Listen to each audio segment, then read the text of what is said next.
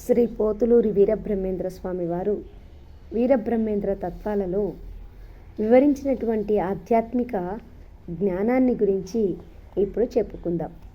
అయితే తనను తాను తెలుసుకోవడం, ఆత్మజ్ఞానాన్ని తెలుసుకోవడం, ఆత్మజ్ఞాన సంపన్నుడైనటువంటి వ్యక్తి తనలో ఉన్నటువంటి జ్ఞానాన్ని ఎలా తెలుసుకోగలడు అనేటటువంటి విషయాన్ని కవి ఎంతో విపులంగా అందరికీ, అంటే సామాన్య జనులకు కూడా అర్థమయ్యే విధంగా వివరించారు.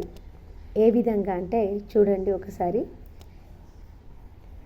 బహురంధ్రముల ఘట్టములలోని దీపము ప్రభలునట్లు, ఇంద్రియ నికారంగములలో వెలుగు ఘనజ్యోతి ఎట్లు, బ్రహ్మాండములోన సూర్య తన కిరణాలను తాను తెలుసుకోనట్లు, ముఖదర్పణములో ముఖము తనదని తెలుసుకోనట్లు, తనకు తానే స్వయం లింగమని తెలుసుకోవడమే ముఖ్యమంటాడు.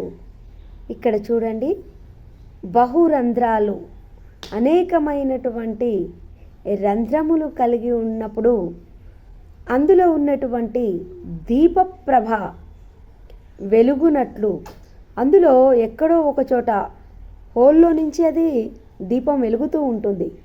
కానీ అయినప్పటికీ కూడా తనను తాను తెలుసుకోలేని విధంగా, అలాగే ఇంద్రియ నిర్వికారమగు, మనకున్నటువంటి అనేకమైనటువంటి ఇంద్రియాలు, ఆ యొక్క ఇంద్రియాల యొక్క ప్రభావం చేత మనని మనం తెలుసుకోలేకపోవడం, ఇంకా ఘనమైనటువంటి తేజోవంతమైనటువంటి ఆ జ్ఞాననేత్రము, జ్ఞాన జ్యోతిని మనలోనే ఉన్నప్పటికీ అందుట్లో ఉన్నటువంటి బ్రహ్మజ్ఞానాన్ని తెలుసుకోలేకపోవడం, అలాగే ఉదాహరణకి బ్రహ్మాండమంతా నిండి ఉన్నటువంటి సూర్యుడు తన కిరణాల యొక్క శక్తిని తానే తెలుసుకోనట్లు, ఈ ముఖదర్పణంలో ఎప్పుడైతే మనం అద్దంలో చూసుకుంటామో అద్దము తనను తాను తెలుసుకోలేకపోవడం, మనందరినీ చూపిస్తుంది.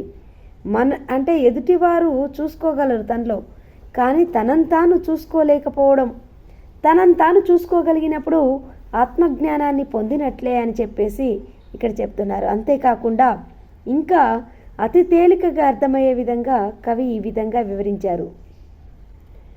పరుసము సోకి ఇసుక కనకమై,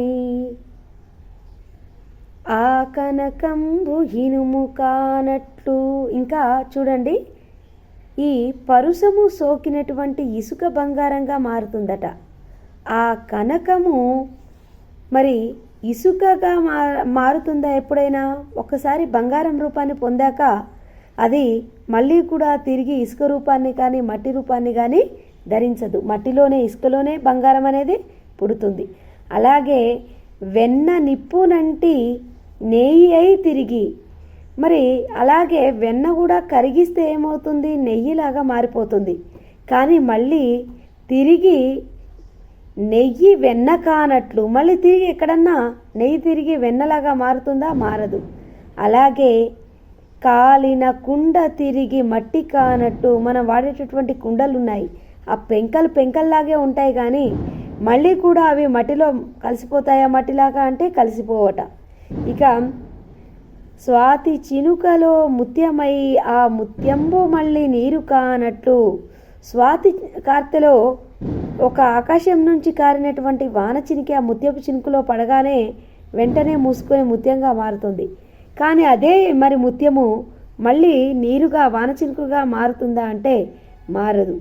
అలాగే గొంగడి పురుగు ఉంటుంది, అది ఎలా? తుమ్మెదగా మారుతుంది. కానీ తుమ్మెద మళ్ళీ కూడా గొంగడి పురుగు యొక్క ఆకారాన్ని పొందదు, పురుగుగా మారదు.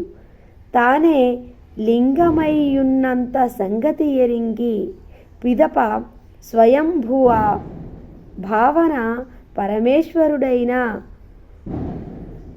మోహనిరస్తుడే అవునని ఇందులో ఆంతర్యం. అంటే ఎంత గొప్పటి వారైనా సరే, ఎంత గొప్పవారైనా సరే తనలోనే తనను తాను తెలుసుకోలేరు. ఎదుటి వారిలో ఉన్నటువంటి గొప్పతనాన్నే తెలుసుకోగలుగుతారు.